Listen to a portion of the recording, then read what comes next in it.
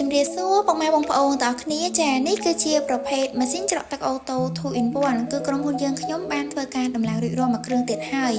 ជូនដល់អតិថិជនដែលមានទីតាំងនៅខាងក្រុងបាវិតក្នុងខេត្តស្វាយរៀង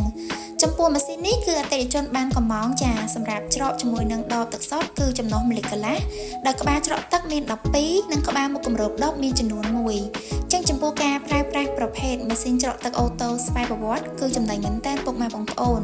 ចំណេញពេលវេលាចំណេញកម្លាំងពលកម្មការច្រកវិកខ្ចប់គឺប្រកបទៅដោយស្តង់ដារអនាម័យខ្ពស់ខ្លាំងមែនទែនចា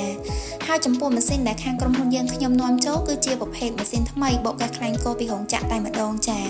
ចឹងបើសិនជាពុកម៉ែបងប្អូនមានតម្រូវការចាចង់ដំឡើងប្រើប្រាស់ជាប្រភេទម៉ាស៊ីនច្រកទឹកអូតូស្វ័យប្រវត្តិជាប្រភេទម៉ាស៊ីនច្រកអូតូ 2 in 1 ឬក៏3 in 1ចាពុកម៉ែបងប្អូនអាចចេញសាកសួរព័ត៌មានបន្ថែមជាមួយខាងក្រុមហ៊ុនយើងខ្ញុំបាន